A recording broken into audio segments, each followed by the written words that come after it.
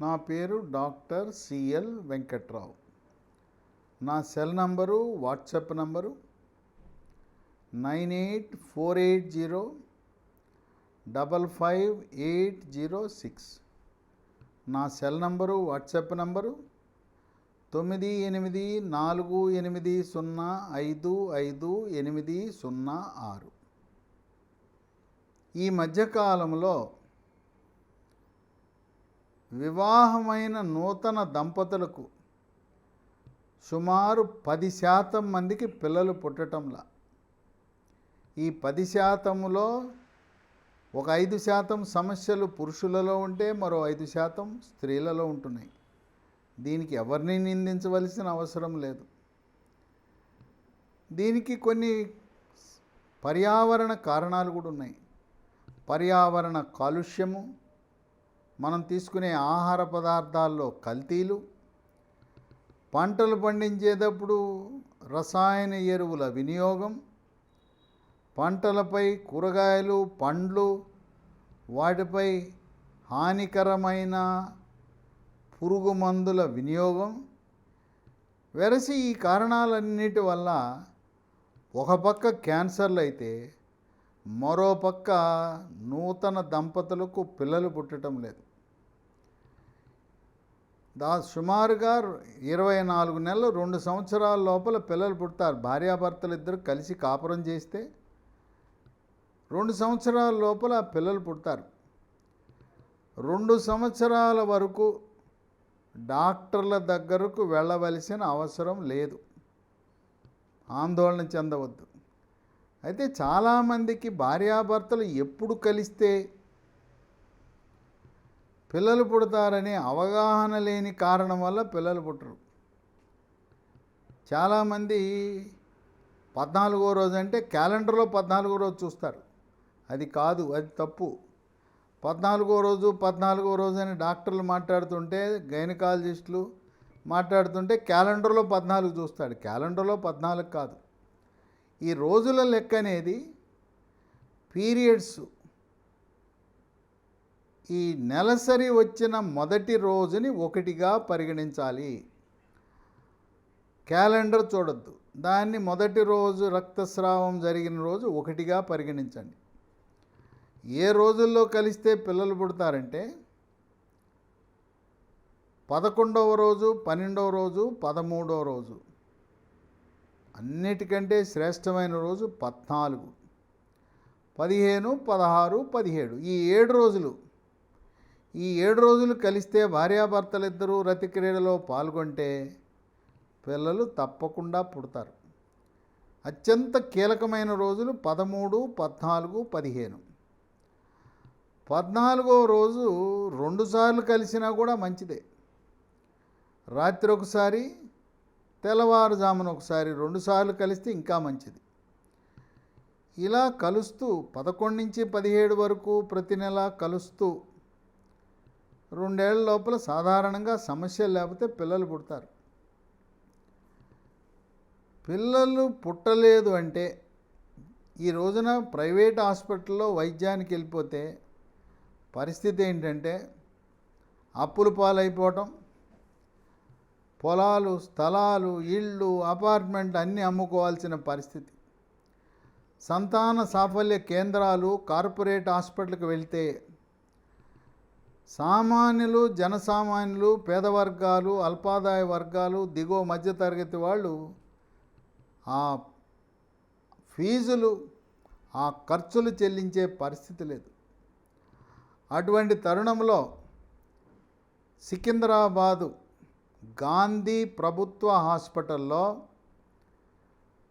ఒక అత్యాధునిక సంతాన సాఫల్య కేంద్రం, తెలుగు రాష్ట్రాల్లో ఇటువంటి సంతాన సాఫల్య కేంద్రం ఇంతవరకు ఎక్కడా ఏ ప్రభుత్వ హాస్పిటల్లో కూడా ఏర్పాటు చేయలేదు. ప్రత్యేక పరికరాల కోసం మాత్రమే 5 కోట్ల రూపాయలు వెచ్చించి కార్పొరేట్ హాస్పిటళ్లకు ధీటుగా, ప్రైవేట్ హాస్పిటళ్లకు ధీటుగా రోజు పేపర్లలో, టీవీలలో, సోషల్ మీడియాలో ప్రకటనలు గుప్పిస్తున్న సంతాన సాఫల్య కేంద్రాల కంటే మెరుగైన అత్యాధునిక యంత్ర పరికరాలను ప్రభుత్వమే గాంధీ ఆసుపత్రిలో ఏర్పాటు చేసింది. గాంధీ ఆసుపత్రి ప్రాంగణంలో మాతా శిశు భవనం ఉంది. అంటే అక్కడ మదర్ అండ్ చైల్డ్ బిల్డింగ్ అని ఉంది. గర్భవతులకు శిశువులకు చికిత్స చేసే ప్రత్యేక భవనం. దాంట్లో 5వ ఫ్లోర్లో ఈ సంతాన సాఫల్య చికిత్సలకు తగు పరికరాలు, శిక్షణ పొందిన సిబ్బంది, డాక్టర్లు, పారామెడికల్ సిబ్బంది, వీళ్ళన్నిటితో పాటు అండకోశం నుంచి అండము దాన్ని తీసి వీర్యకణంతో కలిపి కృత్రిమముగా ఒక టెస్ట్ ట్యూబ్ బేబీని జన్మించేలా చేయటానికి ఒక ప్రత్యేక నిపుణుడు కావాలి. అతని ఎంబ్రియాలజిస్ట్ అంటారు. అటువంటి స్పెషలిస్టును కూడా నియమించుకుని సరిలేరు నాకెవరు, సాటిలేరు నాకెవరు, కోవిడ్ సమయంలో లక్షలాది మంది ప్రజలను ఆదుకున్న గాంధీ హాస్పిటల్ వివాహమై దిగులుతో సంతానము లేరని దిగులు పడుతున్న అభాగ్యులకు వరం లాంటిది ఈనాడు గాంధీ ఆసుపత్రి. అక్టోబర్ 10, 2023 సంవత్సరం నుంచి ఈ ఆధునిక సంతాన సాఫల్య సేవలు గాంధీ ఆసుపత్రుల్లో అందుబాటులోకి వచ్చాయి. దీనికి ఆరోగ్యశ్రీ కార్డు అవసరం లేదు, తర్వాత రేషన్ కార్డు అవసరం లేదు. ఎవరైనా కూడా సేవలన్నీ కూడా ఉచితంగా పొందవచ్చు. అక్కడ జరిగే పరీక్షలకు కూడా ఎవరు ₹1 కూడా కట్టవలసిన అవసరం లేదు. ప్రభుత్వ ఉద్యోగులు కూడా, ప్రైవేటు ఉద్యోగులు, అంతేకాదు తెలంగాణ రాష్ట్ర ప్రజలే కాక పక్క రాష్ట్రమైన కర్ణాటక, మహారాష్ట్ర, ఆంధ్రప్రదేశ్ వాళ్ళు కూడా, ఛత్తీస్గఢ్ వాళ్ళు కూడా ఇక్కడ వైద్య సేవలను పొందడానికి అర్హులే.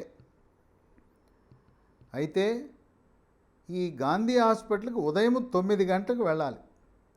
9 గంటలకు వెళ్ళి ఓపీ టికెట్ రాసేటప్పుడు మాకు పిల్లలు లేరు, సంతాన సాఫల్య ఓపీకి మమ్మల్ని పంపండి అంటే రాసి అక్కడికి పంపుతారు. ఇక్కడ ప్రపంచంలో భూగోళం మీద ఎటువంటి ఆధునిక సదుపాయాలు ఉన్నాయో అన్నీ ఏర్పాటు చేశారు. ఇక ఎవరు కూడా టెస్ట్ల రూపాన ఇప్పుడు హార్మోన్ల టెస్టులు చేస్తారు, చాలా ఖరీదు. ఈ హార్మోన్ల అసమతుల్యత ఉన్నప్పుడు ఒక విభాగం ఉంటుంది, దాని ఎండోక్రైనాలజీ విభాగం అంటారు. గాంధీ హాస్పిటల్లో ఎండోక్రైనాలజీ విభాగం ఉంది.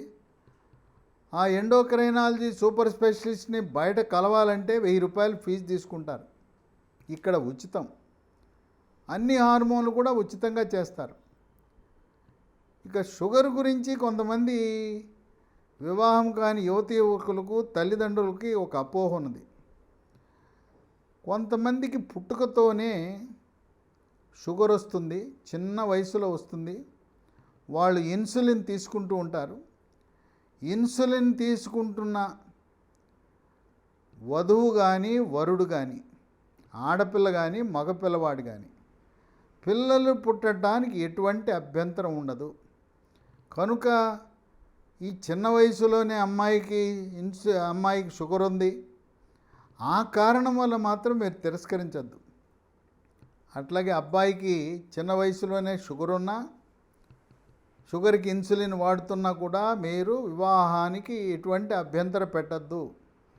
షుగరు పిల్లలు పుట్టడానికి అభ్యంతరము కాదు. అయితే షుగరు నియంత్రించుకోవాల్సిన అవసరం ఉంది. సంతానం కలగట్లేదని వెళ్ళగానే వెంటనే థైరాయిడ్ పరీక్ష చేస్తారు. T3, T4, TSH అని మెడ ముందు భాగాన సీతాకోక చిలుకాకారంలో ఉండే థైరాయిడ్ గ్రంథి పనిచేస్తుందా లేదా చూస్తారు. గాంధీ హాస్పిటల్లో ఆ థైరాయిడ్ పరీక్ష కూడా ఉచితం. ఒకవేళ ఏదైనా థైరాయిడ్ లోపం ఉందంటే ఎండోక్రైనాలజీ విభాగానికి పంపిస్తారు. ఇక స్త్రీలకు అండకోశంలో నీటి బుడగలు ఉంటాయి. దీన్ని పాలిసిస్టిక్ ఓవరీ సిండ్రోమ్, PCOS అని, PCOD అంటారు. ఇటువంటి నీటి బుడగలుండి హార్మోన్ల అసమతుల్యత, ఈస్ట్రోజన్, ప్రొజెస్ట్రోన్ అనే స్త్రీ హార్మోన్ల అసమతుల్యత వల్ల కూడా పిల్లలు పుట్టరు.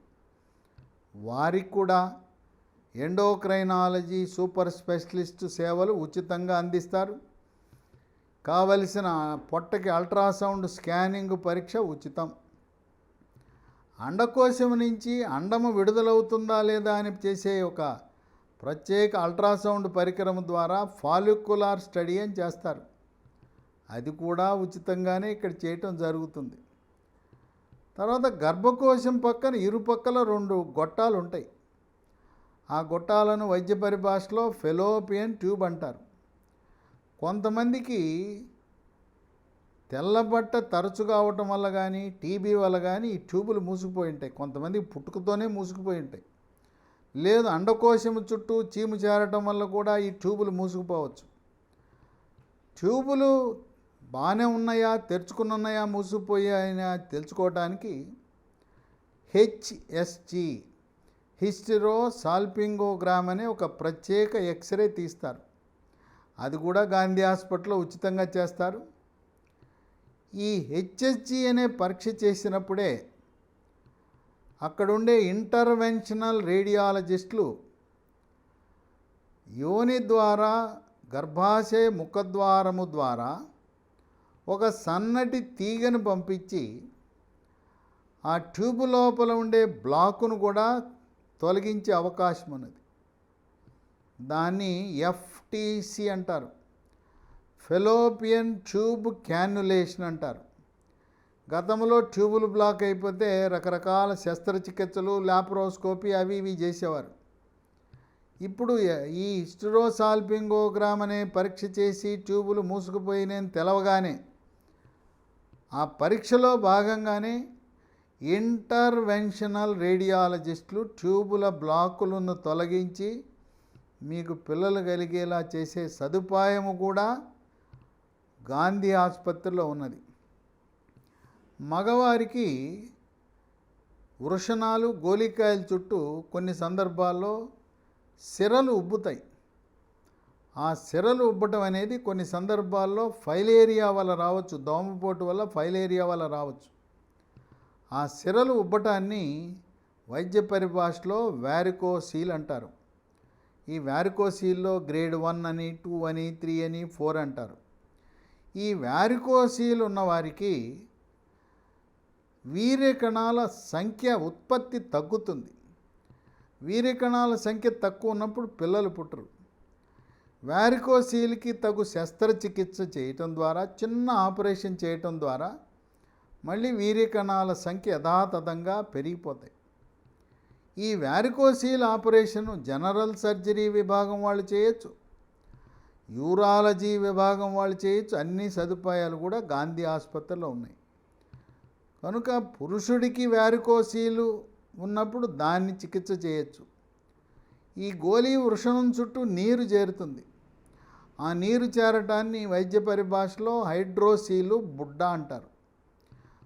కొంతమందికి వృషణాలు ఒకటే ఉంటాయి, ఒకటి ఉన్నా సరిపోతుంది, పిల్లలు పుడతారు. కానీ ఒకటి పొట్టలో ఉండిపోతుంది. ఆ పొట్టలో ఉందా లేదా తెలుసుకోవడానికి పొట్టకి అల్ట్రాసౌండ్ స్కానింగ్ చేయాలి. ఒకటి ఉండే సరిపోతుంది, ఒకటి సంచిలోకి వచ్చుంటే చాలు. కానీ పొట్టలో మిగిలిపోయిన వృషణము క్యాన్సర్గా మారే గుణం ఉంటుంది కనుక పొట్టకి ఆపరేషన్ చేసో లాప్రోస్కోపీ ద్వారానో దాన్ని తప్పనిసరిగా తొలగించవలసిన అవసరం ఉంటుంది. కొంతమందికి వీర్యకణాలు, వీర్యము పురుషుడి నుంచి సేకరించి యోని ద్వారా గర్భాశయ ముఖద్వారము ద్వారా గర్భసంచిలోకి ఎక్కిస్తారు. దాని పేరు ఐయుఐ, ఇంట్రాయుటరైన్ ఇన్సెమినేషన్ అని వైద్య పరిభాషలో అంటారు. అలాంటి ఐయుఐ భర్త యొక్క వీర్యాన్ని సేకరించి గర్భాశయంలోకి ఎక్కించే ప్రక్రియ కూడా గాంధీ హాస్పిటల్లో వినియోగంలోకి వచ్చింది. ఆధునిక వసతుల్లో చెప్పుకోదగ్గది ఐవిఎఫ్, ఇన్ విట్రో ఫర్టిలైజేషన్. దీంట్లో పురుషుడి యొక్క వీర్యకణాన్ని, మహిళల యొక్క అండకోశం నుంచి అండాన్ని రెండింటిని బయట ఒక టెస్ట్ ట్యూబ్లో కలిపి ఫలదీకరణ చేసి చిన్న పిండము ఒక 4-5 రోజులు టెస్ట్ ట్యూబ్లోనే పెంచి తదుపరి పెరిగిన పిండాన్ని మళ్ళీ గర్భకోశంలో ప్రవేశపెట్టే ప్రక్రియని IVF ఇన్విట్రో ఫెర్టిలైజేషన్ అంటారు. దీని ఖరీదు ఎంతో తెలుసా? ఒక్కసారి చేయాలంటే 2 లక్షల రూపాయలు అవుతుంది. ఒక్కసారి చేసినంత మాత్రాన గ్యారెంటీ ఉండదు. కొంతమందికి 2, 3, 4 సార్లు చేయవలసి ఉంటుంది. మరొక్కొక్కసారి 2 లక్షలు ఖర్చు పెట్టుకోవాలంటే పేదవారికి, నిరుపేదలకు సాధ్యపడుతుందా? అందువల్ల భూమి మీద ఎటువంటి ఆధునిక సాంకేతిక పరిజ్ఞానం ఉన్నాయో, యంత్ర పరికరాలు ఉన్నాయో, ఇక్కడ విభాగాలు కూడా ప్రసూతి విభాగం, తర్వాత సంతాన సాఫల్యానికి సంబంధించిన విభాగం, ఎండోక్రైనాలజీ హార్మోన్లకు సంబంధించిన విభాగం, అట్లాగే మగవారికి పురుషాంగము లేదు వృషణాలకు సంబంధించి ఎటువైనా సమస్యలుంటే వాటిని పరిష్కరించడానికి యూరాలజీ విభాగం, అన్ని విభాగాలు అక్కడే ఉన్నాయి. ఇంకెక్కడికి వెళ్ళాల్సిన అవసరం లేదు. డాక్టర్ల ఫీజు లేదు, టెస్టులకు ఫీజు లేదు, అన్నీ కూడా ఉచితంగా, స్కానింగులు కూడా ఉచితంగా చేస్తారు. మరొకటి గమనించవలసింది ఏంటంటే పురుషాంగం ముందు భాగాన చర్మం ఉంటుంది. అది సాధారణంగా 7 సంవత్సరాలలోపు వెనక్కి లాగితే వచ్చేయాలి. కొంతమందికి పురుషాంగం ముందు ఉన్న తోలు గట్టిగా ఉంటుంది, వెనక్కి రాదు. వెనక్కి లాగాలని ప్రయత్నం చేసినా రాదు. ఇటువంటి తోలు వెనక్కి లాగితే రాకపోవటాన్ని వైద్య పరిభాషలో ఫైమోసిస్ అంటారు. ఆ తోలు ఉండటం వల్ల పురుషాంగము యోనిలో ప్రవేశపెట్టడానికి ఇబ్బంది వస్తుంది. మూత్ర విసర్జన చేసేటప్పుడు బెలూన్లా ఉబ్బుతుంది. మూత్రం దారగా రాదు, చుక్కలు చుక్కలుగా పడుతుంది. కనుక మీరు రతిక్రీడలో సమర్థవంతంగా పాల్గొని పిల్లలు పుట్టాలంటే పురుషాంగము ముందు భాగానుండే చర్మము వెనక్కి లాగినప్పుడు పూర్తిగా వెనక్కి రావాలి. రాకపోతే దీనికి జనరల్ సర్జన్లు కానీ, యూరాలజిస్టులు కానీ, ప్లాస్టిక్ సర్జన్లు కానీ, చిన్నపిల్లలకైతే పీడియాట్రిక్ సర్జన్లు సుల్తి, దాని వైద్య పరిభాషలో సర్కంసిషన్ అనే ఆపరేషన్ చేయటం ద్వారా, ఆ చర్మాన్ని తొలగించడం ద్వారా పెళ్ళయిన తర్వాత పాపం కొంతమంది అమాయకత్వంతో, లైంగిక పరిజ్ఞాన లోపం వల్ల, ఈ చర్మం వెనక్కి రాని కారణం వల్ల కొంతమందికి పిల్లలు పుట్టడంలా. కనుక ఒక్కసారి గమనించండి, వెనక్కి రాకపోతే చిన్న ఆపరేషను, అదేమీ ఇబ్బందికరమైంది కాదు. ఇంకొకటి, ఈ రోజుల్లో 1-2 అవగానే కుటుంబ నియంత్రణ ఆపరేషన్ చేయించుకుంటున్నారు.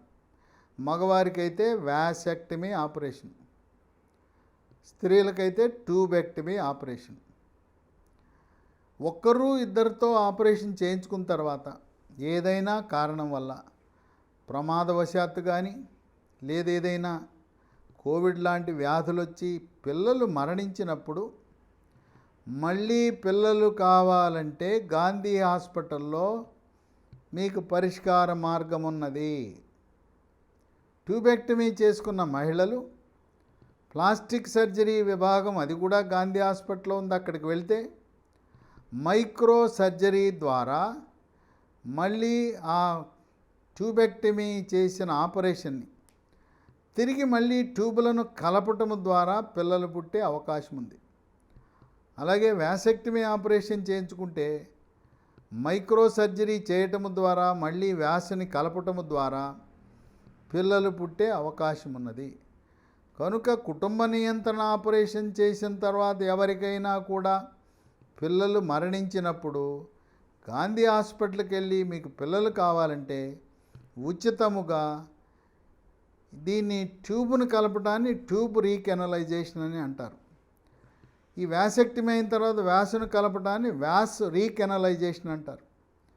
ఆ ప్రక్రియల ద్వారా ఖరీదైన చికిత్సలు, సూపర్ స్పెషలిస్టులు అంటే బయట ఎక్కడికి వెళ్ళినా 1000 రూపాయలు ఫీజు అంటారు. ఫీజుల భారం లేదు, మందుల భారం లేదు, టెస్టులకు అన్నీ ఉచితం. అయితే ఉదయం 9 గంటలకు మాత్రం వెళ్ళటం తప్పదు. ఉదయం వెళ్ళకపోతే మధ్యాహ్నం వెళ్తే మాత్రం వాళ్ళు సేవలు అందించరు. సెలవు దినాల్లో పనిచేయదు. పబ్లిక్ హాలిడేస్లో మాత్రం ఎవరు వెళ్ళద్దు. తెల్ల కార్డు అవసరం లేదు, ఆరోగ్యశ్రీ కార్డు అవసరం లేదు, ఏమి అడగరు.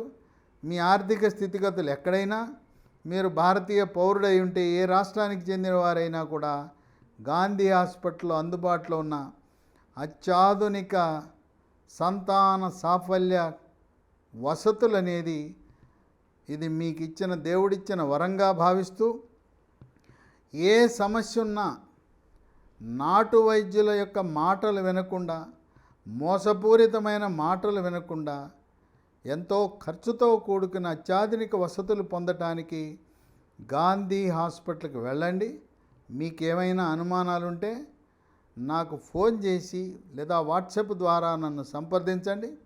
మీకు తగు సలహాలు సంప్రదింపులు ఇవ్వడానికి సిద్ధంగా ఉన్నాను.